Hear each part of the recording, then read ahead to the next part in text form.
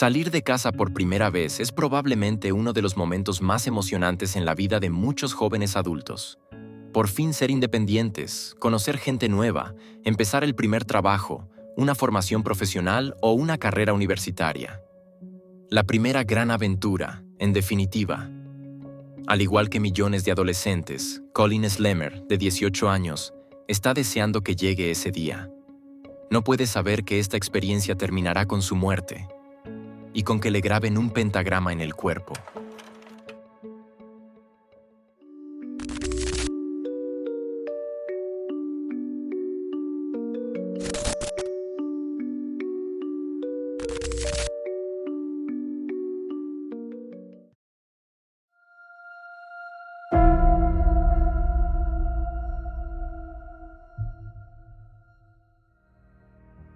Colin Slemmer es originaria de Florida.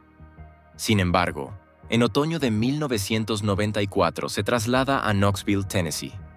Allí se encuentra el Knoxville Job Corps, un centro de formación en el que quiere asistir a algunos cursos durante medio año. La alojan directamente en una pequeña habitación del campus. Al principio todo parece muy bien y las cosas van bien, pero en el Job Corps hay algunos jóvenes bastante desagradables que se divierten acosando a sus compañeros. Más de una vez molestan a Colin o le roban. 2 chicas y un chico se han fijado especialmente en Colin: Krista, Gail Pike y su amiga Shadola Peterson, así como su amigo Tadaril Sheep. Krista tiene 18 años, igual que Colin. Acaba de dejar la escuela y se ha mudado sola a Knoxville. Allí está haciendo un curso subvencionado por el Estado para formarse como enfermera. Sin embargo, a principios de 1995, Krista está más preocupada por Colin Slemmer que por sus clases. La cuestión es que, cuando Colin era nueva en el Job Corps, Tadaril Sheep estaba enamorado de ella. Pero a Colin no le interesaba especialmente.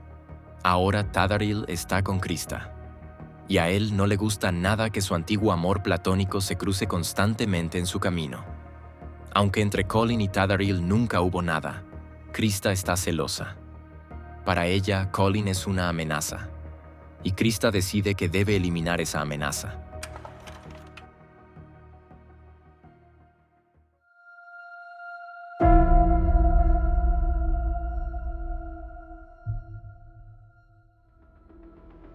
La tarde del 14 de enero de 1995, Krista Colin invita a Colin a fumar marihuana.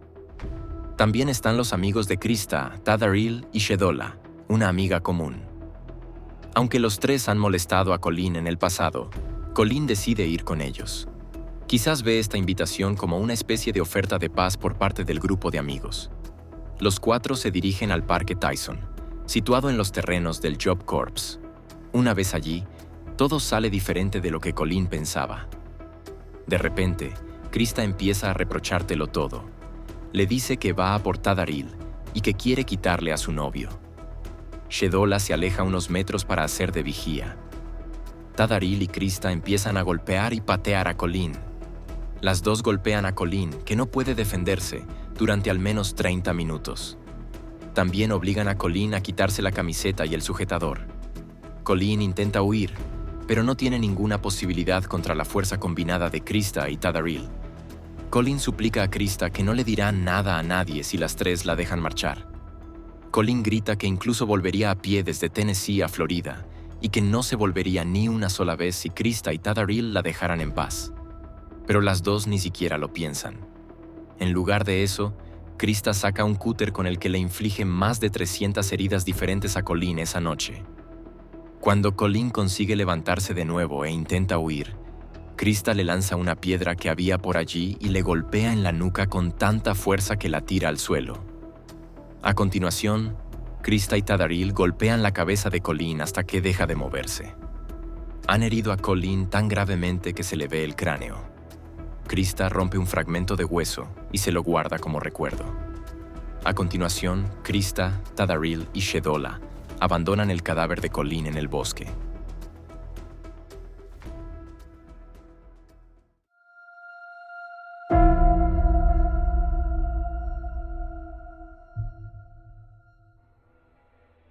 A la mañana siguiente, el 15 de enero, Un jardinero tiene turno temprano en el campus.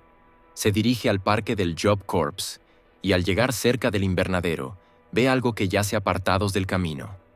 Parece el cadáver de un animal bastante maltratado. Solo al mirar por segunda vez se da cuenta de que el cadáver es demasiado grande para ser un simple animal salvaje. El jardinero llama inmediatamente a la policía e informa a la dirección del Job Corps. Cuando llega la policía científica, incluso los agentes más experimentados se quedan horrorizados. Pocas veces se ha encontrado un cadáver tan brutalmente mutilado en Knoxville. Ni siquiera se puede reconocer claramente el rostro del cadáver. El cráneo está completamente destrozado. Más tarde, Colleen tiene que ser identificada por su dentadura. Entre las más de 300 puñaladas, destaca especialmente un corte. A la muerta le han grabado un pentagrama en el pecho, y la piel alrededor de esta herida, al igual que alrededor de los demás cortes, está ligeramente enrojecida. Esto indica que la muerta aún estaba viva cuando le infligieron las numerosas heridas. Inmediatamente después de asegurar la escena del crimen, la policía comienza la investigación en el Job Corps. Una vez que se confirma que la fallecida es la estudiante Colleen Slemmer, los policías sospechan que el autor o los autores también se encuentran entre los alumnos. Cuando los alumnos del Job Corps salen de su alojamiento, deben pasar por un control de seguridad y registrarse en una lista. La noche anterior, 4 alumnos salieron juntos del edificio a las 20 horas. Krista, Tadarriel, Shedola y Colleen. Pero solo 3 de ellos regresaron a las 22:15. La noche del 14 de enero, tras regresar a casa, Krista fue a casa de una amiga llamada Kim, su compañera de habitación. Krista sacó el trozo de hueso del cráneo de Colleen del bolsillo de su chaqueta y se lo mostró a Kim. Kim solo tenía 16 años en ese momento y comprensiblemente estaba muy asustada. Krista le contó que acababa de matar a Colleen Slemmer y que le había costado mucho tiempo matarla. Le había cortado el cuello 6 veces, le había golpeado la cabeza contra el suelo de asfalto y Colleen le había suplicado una y otra vez que parara. Pero el hecho de que Colleen siguiera hablando la enfureció aún más y la incitó a seguir con la violencia. Finalmente, Krista amenaza a Kim con matarla también si le cuenta algo a alguien. La joven de 16 años, asustada, obedece a Krista y no dice nada. Hoy, Kim se avergüenza mucho de ello, pero en aquel momento tenía demasiado miedo de que Krista también se abalanzara sobre ella. Así que se quedó quieta toda la noche, aunque, por supuesto, no pegó ojo. Antes de que a la mañana siguiente se descubra que una alumna ha sido asesinada, las clases en el Job Corps transcurren con total normalidad. En mitad de una clase, Krista Pike se dirige de repente a otra compañera llamada Stephanie. Krista le muestra sus zapatillas, en las que se ven pequeñas manchas marrones. Te explica con aire arrogante que no es barro, sino sangre humana de verdad. Luego vuelve a sacar el trozo del cráneo de Colleen del bolsillo de su chaqueta y se lo muestra a Stephanie. Te cuenta exactamente la misma historia que a Kim la noche anterior. Y, al igual que Kim, al principio estás demasiado asustada para decírselo a nadie. Sin embargo, a lo largo del día, la policía ya ha llegado al campus y comienza la investigación. Uno por uno, los policías registran todas las habitaciones del complejo de apartamentos. En la habitación de Tadarriel, el policía encuentra algo que le sorprende: un auténtico altar satánico y mucha literatura sobre satanismo. En la habitación de Krista, la novia de Tadarriel, también hay montones de libros sobre el tema. Esto supone una conexión directa con el pentagrama que fue grabado en el cadáver de Colleen. Además, en el bolsillo de la chaqueta de Krista se encuentra el trozo de cráneo de Colleen. En realidad, no se necesitan más pruebas, pero poco a poco se suman las declaraciones de Kim y Stephanie. Por eso, Krista, Tadarriel y Shedola son detenidos en las instalaciones del Job Corps. Poco después de su detención, Krista confiesa. Las pruebas contra ella serían de todos modos abrumadoras. Durante el interrogatorio, cuenta a los agentes con toda tranquilidad y precisión lo que ha hecho, casi de buen humor. También admite sin reparos que fue idea suya torturar a Colleen y que ella fue la principal responsable de la agresión. Aunque dice que no quería matar a Colleen, sino solo hacerle daño, los policías consideran que esta declaración es mentira. Por un lado, debido a la gravedad de las lesiones de Colleen. Con más de 300 puñaladas y el cráneo abierto, Krista debía saber perfectamente que Colleen moriría. Por otro lado, están las declaraciones de Tadarriel y Shedola. Ambos afirman, de forma independiente, que Krista se enfadó mucho en un momento dado porque Colleen había sobrevivido a la mayor parte de la agresión. En un momento dado, Krista gritó: ¿por qué no se muere esta zorra? Entonces cogió una piedra y golpeó a Colleen en la cabeza hasta que dejó de respirar. Aunque la muerte de Colleen quizá no estuviera planeada desde el principio, herirla gravemente era sin duda una intención firme. Y una vez que Krista y Tadarriel se pusieron manos a la obra, Krista quiso llevar su plan a cabo. Por eso, con solo 18 años, Krista Pike se enfrenta a la pena de muerte.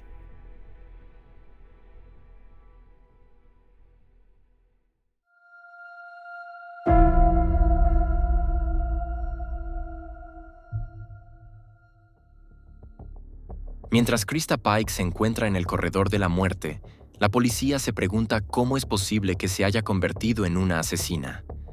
Cuando se habla con ella, nada indica que tenga una naturaleza cruel. Es educada y tiene sentido del humor. Es una persona agradable con la que conversar y una joven de complexión delicada que no parece capaz de hacer daño a nadie. Pero las apariencias engañan. En un documental, un experto compara a Krista Pike con el personaje ficticio Hannibal Lecter. Ambos son personas simpáticas y reflexivas que logran manipular a su entorno con su encanto. Y nadie sospecharía jamás que son capaces de cometer crímenes atroces. La infancia de Krista probablemente desempeñó un papel importante en su conversión en asesina. En casa de los Pike siempre había alcohol, pero escaseaban los alimentos básicos. Su madre cambiaba constantemente de pareja. Al menos uno de ellos abusó de Krista durante un largo periodo de tiempo.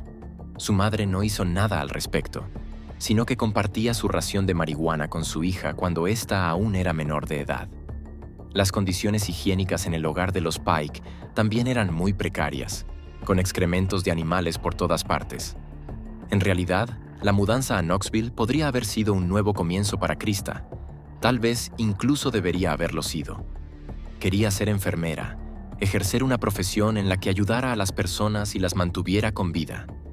En cambio, con solo 18 años, le quitó la vida a otra persona de una manera especialmente cruel y por pura envidia. Krista tiene 20 años cuando se sienta en el banquillo de los acusados precisamente por eso. Se le acusa de asesinato y conspiración para cometer asesinato. El juicio contra Krista Pike dura solo unas horas. El 22 de marzo de 1996 es declarada culpable. Sus cómplices reciben penas más leves.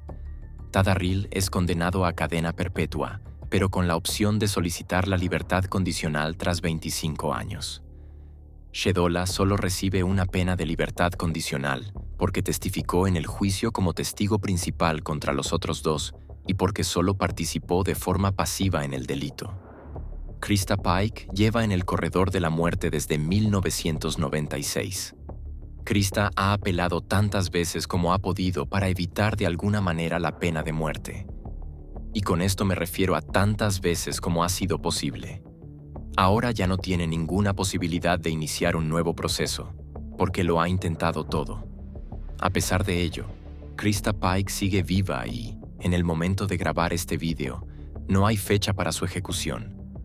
En su lugar, la pena que se le ha impuesto pende sobre ella como una espada de Damocles. Y como Krista ya se enfrenta a la muerte, no ve sentido en comportarse especialmente bien en prisión. En 2001, casi asesina a otra persona. Krista y una compañera de celda llamada Natasha Cornett se ensarzan en una pelea con una tercera reclusa llamada Patricia Jones. En el transcurso de esta pelea, Krista y Natasha intentan matar a Patricia. Patricia tiene mucha suerte de que el personal de la prisión se da cuenta a tiempo del alboroto y puede separar a las mujeres. Ella dice que lo terminaría si se volviera a cruzar en el camino de Patricia.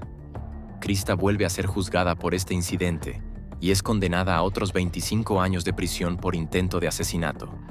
aunque eso no supone ninguna diferencia para ella, ya que, como hemos dicho, está en el corredor de la muerte.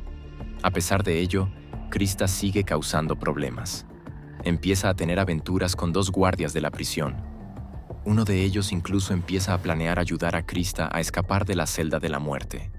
Los planes son tan concretos que ya han organizado otro cómplice y una vía de escape. Solo por casualidad, la dirección de la prisión descubre y detiene el intento de fuga. Así que Krista Pike sigue esperando su ejecución, al igual que la madre de Colleen Slammer. Anhela el día en que muera la asesina de su hija y probablemente no podrá superar lo vivido antes de que eso ocurra. Este caso es probablemente uno de los más brutales que hemos tenido hasta ahora. Sé que el debate es muy antiguo y muy acalorado, pero cada vez que hablamos aquí en Insólito sobre la pena de muerte, me pregunto qué opináis al respecto. Por mi parte, estoy muy contento de vivir en un país en el que ya no existe este castigo. Aunque no quiero juzgar a los familiares de las víctimas de asesinato que, como la madre de Colleen, anhelan que se ejecuten este tipo de sentencias. No dudéis en escribir vuestra opinión sobre el tema en los comentarios. De paso, también estaréis apoyando el canal, ya que cualquier interacción aumenta la probabilidad de que el vídeo se sugiera a personas que aún no se han suscrito a Insólito. Por lo demás, no hay mucho más que decir. Os deseo un buen día, ya sea mañana, tarde o noche, dependiendo de cuándo veáis el vídeo, y espero que nos volvamos a ver en el próximo. Hasta entonces. Adiós, gente.